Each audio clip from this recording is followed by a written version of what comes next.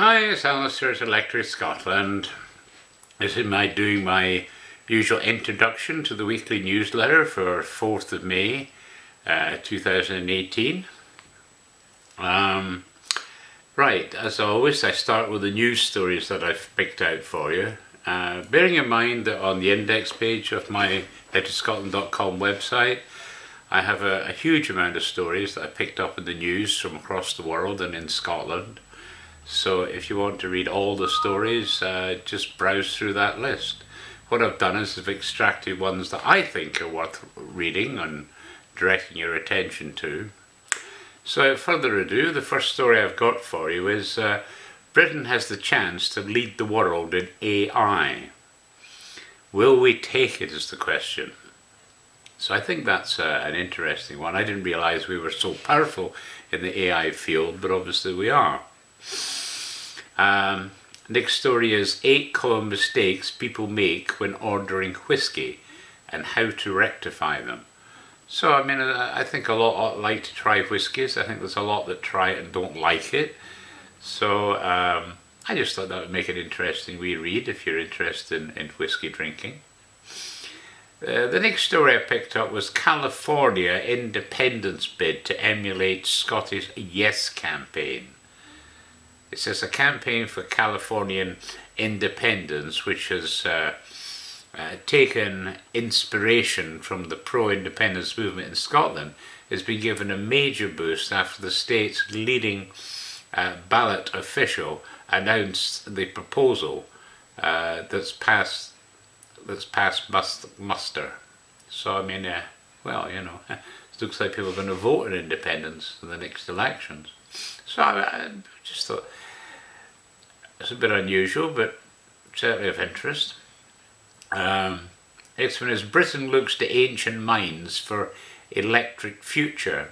It says Britain is banking on a series of ancient mines on its southwestern tip to secure a slice of the global electric car evolution. Basically, this is part of that we need for making batteries. And apparently in the old tin mines of Cornwall, there's a huge amount of that resource around, plus other rare earth elements.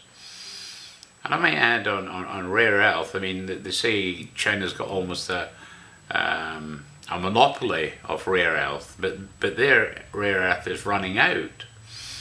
So where do we go for the next? And I might add that I have discovered that on the Alberta oil sands in Canada, there are apparently fabulous resources of rare earth to be extracted from the oil sands. So yet again, Canada comes up trumps in these kind of areas. Next one is Theresa May must welcome Donald Trump to Downing Street with open arms. Says the leader of our number one ally and giant trading partner merits a bells and whistles visit like President Macron gave him. Quite agree, totally agree with that. I think anyone that's complains about him and everything, you just shut their mouths while he's here. But they won't, they're stupid. I mean, I don't really understand this plain stupidity. At the end of the day, it's America and Britain, and Theresa May is the representative of Britain, Donald Trump's representative of the USA, so they represent both countries, and both countries want to do a lot more trade with each other. So why would you upset either country? I mean, it makes no sense whatsoever, apart from arrogance. Anyway. Also, I've got another one, which is former New Zealand High Commissioner says staying in customs union would be awful. Now, Australia's already said that. So, on that basis, I think people need to start thinking about this. Next story was Switzerland announces it wants a newer, bigger trade deal with the UK post-Brexit. So again, it's another example of how countries around the world are queuing up to do a great deal with Britain. But to do these deals, we must be out of the customs union. And it's becoming more and more obvious that to be in the customs union will hamstring us as an international trade. It's just totally ridiculous. Anyway. Next one is the EU is at clear risk of collapse and the Remainers just don't see it. So this report explains and deploys a famous general theory of the collapse of complex societies. So it's a PDF file, that one, but I thought it might be interesting for you to have a read at. Next one is record numbers take part in Glasgow Kilt Walk. This is more than 10,000 people took the streets of Glasgow to take part in the largest ever kilt walk. So, human interest story, I thought that might be quite. You can see some pictures of kilts. And then, I don't normally do this, but I read a restaurant review. It's about the kitchen in Leith. It says sheer heaven. And just out of interest, I just read it, and frankly, I mean, if I was now back in Scotland, I think I would make a point of going there at least once, because the description of the meal was just phenomenal, I thought. So if you're going to Scotland and want to go for a good meal, that's the place to go. Next story is Edinburgh inventor creates biodegradable water bottle. A Scottish entrepreneur has developed a new eco-friendly bottle that could help combat the growing mountain of plastic litter entering the world's oceans. Good story, that. Then Lawyers for Britain, they did an article about the customs union, and because it's a legal argument, I think it's well worth reading. It's a PDF file again, but it's a huge amount of information in it. So if you want to get yourself jazzed up and get more informed about that, good article to read. Next one is Fire Festival lights up Edinburgh skyline. It says that the Beltane Fire Festival set the capital skyline ablaze as hundreds of volunteers put on a spectacular display of the fire play, drums and acrobatics. So lots of good pictures in there. The Scottish island that buried America's dead. I must confess I wasn't aware of this. Fascinating article. Certainly if you're an American you probably want to read that. But says the Isle of Islay in the Inner Hebrides is now being recognised for an almost forgotten example of huge courage and humanity. Well worth a read, that. Well worth a read. How Scotland may be killing us is the next story I've got for you. Is the weather making us sick or even killing us? Very interesting article from the Scottish Review, this one, and I certainly encourage you to read it. Canada has all the symptoms of the same problem, and I might add that what they're saying in this particular one is that we need more vitamin D. And in fact, I take a vitamin D supplement. My doctor recommended it to me, and so for the last couple of years I've been taking extra vitamin D. So well worth a read, that, well worth a read. Then SMEs have felt firsthand the negative effects of the EU and its customs union. So it's basically a guy for a medium-sized business, CEO of a medium-sized business, writing about his experiences there. And I think it makes sense to know a bit more about that. Then I've got Living with an Owl is a hoot, says Keeper. Great wee story, that. So I highly encourage. And as it happens, he's got two young nieces over from Canada who are staying with him at the moment. And there's some lovely pictures of them and the owl and everything in this article. So a lovely, lovely story. Consultation responses forced John Swinney to plan his own route. John Swinney, as you may know, is the Education Secretary in the Scottish Government. And of course Scotland's not doing very well at education. We've been declining over many years now. And basically they've just published the consultative findings, and frankly it's pretty obvious from the article that there's no clear route for him, so he's going to have to decide for himself. So quite a quandary there, worth a read. And that was these are the stories I picked for you this particular week.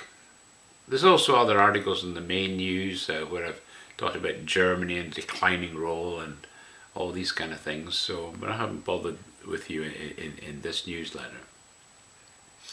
Then for Electric Canadian, we're continuing the transactions of the Canadian Society of Civil Engineers. So we've got the 1936 volume up. again, there's so much in it, and there's so many great obituaries in it that if you had ancestors that were engineers, may well be that they're mentioned in these volumes. Okay, next one is History and Traditions of the Canadian Beaver.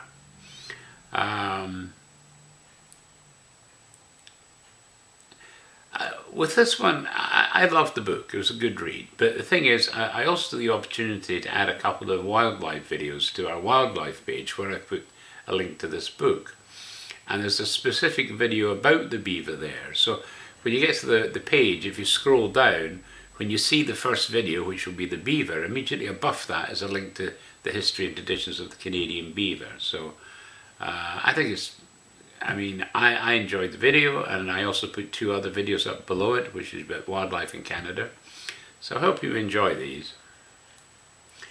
Then I've got Adventures in Canada, or Life in the Woods, essentially by John Geekie. A good book. I read a good chunk of that, and it's certainly fascinating. They talk in quite some length about settling down and how to look after the fences, cut down the woods, all the usual stuff you get in pioneering.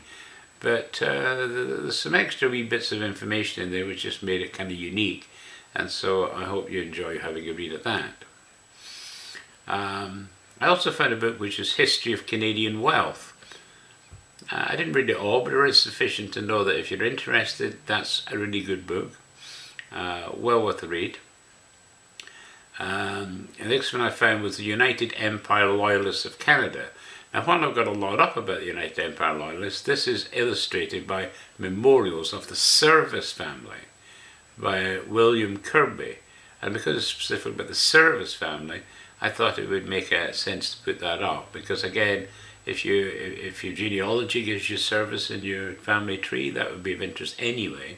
But it's from their point of view, and I just thought it was just a bit unique. And finally, there's one story from Conrad Black, which Democrats in Peril is the title for his story this week. Then on to Electric Scotland. I'm continuing with the Commonwealth of Australia, which, as you know, is in 19 volumes. I've got up volume 6 this week, which is August 1806 to December 1808. So there's a link to that. History of the lands and their owners in Galloway. Now, fun enough, I've got that up on the site, but volumes 1 and 2, but I've only just discovered that there is, it's actually a 5-volume set, and I have found volume 5, which I've now added to the page. 3 and 4 are available, but you have to buy them. You can get them through Google. I'm hoping eventually, because they got 1, 2 and 5 up as a public download, they'll hopefully make the other 2 available at some point. And if they do, I find out, I'll add these to the site. I've also got one which is a bathymetrical survey of the Scottish freshwater lochs.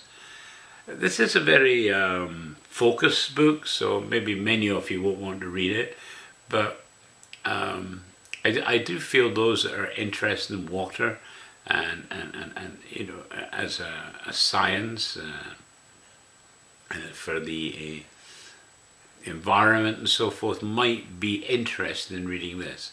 It's 5 volumes in total, 3 of which are mostly maps. But the maps are actually very interesting. So again, it's one of those things where I think, well, most people probably won't want to read it, but those that do would find it great value in research terms. So that's why I've really added that this time around.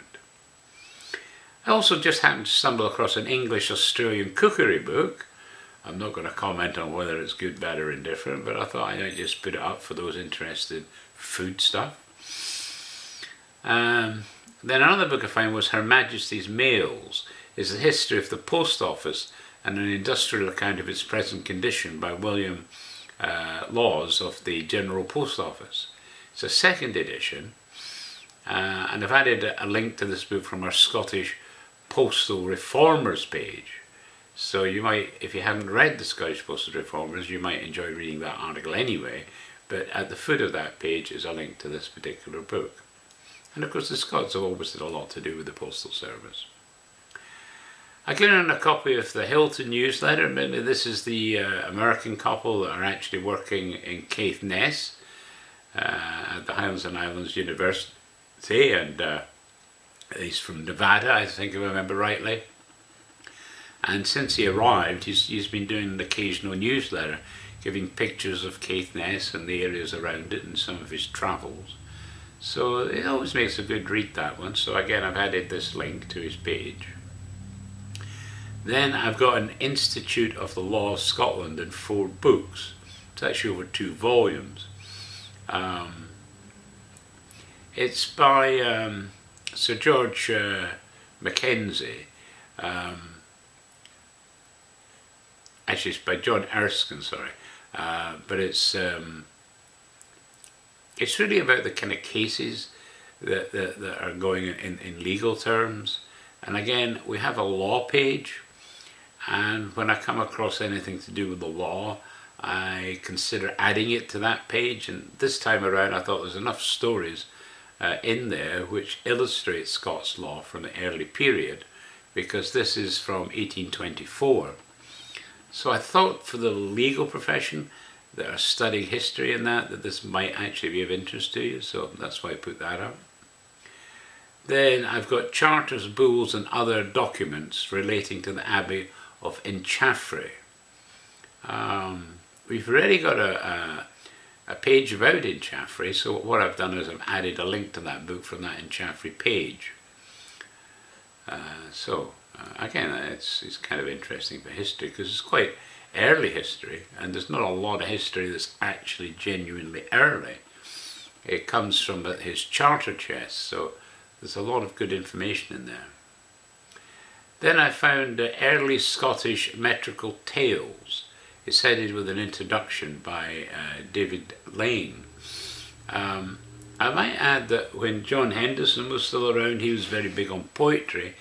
He tended to avoid these because he said most people won't understand them now because they're the old Scots language and they're pretty old, and they're talking about things that happened so long ago that people probably can't get their heads around it. But I do feel incumbent, because I'm a research site, an educational site, that I should at least put some of these up. And I think this particular recollection is important. So again, that's why I put those up. Then the final article is about James Bryce. Now I have already put up a wee bio of James Bryce, because I did the book The American Commonwealth, which he wrote. And I hope you had a read of that, because that was really good. But I actually came across a bio. It's actually in 2 volumes, but only volume 1's available. And I'm suspecting that volume 2 is most of his letters. But volume 1 does seem to cover most of his history. Of course, he's a Scot, and an Ulster Scot, but certainly his folks came from Scotland, as is usual. So it's kind of fascinating, that. Anyway, it also gives quite a wee bit of information about his family, which, again, if you're into genealogy, that might well be of interest if your name, Bryce or Bruce, comes into that. Okay, and then the story this week, frankly, I've decided to do Trade and More Trade by John Redwood MP is the actual story I've got for you this week. It's just to illustrate that whatever Britain decides about a customs union, it's going to affect America, Canada, Australia, New Zealand, South Africa, all the Commonwealth countries, other countries in the world. So it's actually more important than you might think. If we're out of the customs union, we can do free trade deals with the world. If we're in the customs union, we won't be able to. It's as simple as that. And I don't see the point in leaving if we can't do trade deals with the world. So I hope by that particular article by John Redwood kind of poo-poos some of the disingenuous information that's being put out there. So I hope you'll enjoy reading that. And I've also put a link to quite a large PDF. It says, see also staying in the EU Customs Union after exit, for a lot more information. And it's the lawyers for Britain that have produced that, but it's pretty extensive and very detailed. And that's what I believe is lacking. While there's great information out there on why we need to be out of the customs union, there isn't the same volume or quality of work about why we should stay in the customs union. And that's what I'm a bit unhappy about, because these arguments go on and on and on. There should at least be some decent articles about why we need to stay in. And there just simply isn't. Anyway, there you go. So that's the newsletter for this week. I hope you'll find something in there that's interesting. As always, I'll put a link to the actual newsletter below the video. So just click that and you'll be able to get all the links to all the stories. Okay, well, I hope you enjoyed your weekend. Looks like we're getting better weather. My heating here is off. So, and it's nice and warm certainly in the house, so I don't need my heating on anymore, so that's all for the rest of the year now, or up until the winter comes back, of course, beyond the air conditioning soon, I'm quite sure. Okay, thanks for listening, and look forward to talking to you, and leave any comments you like.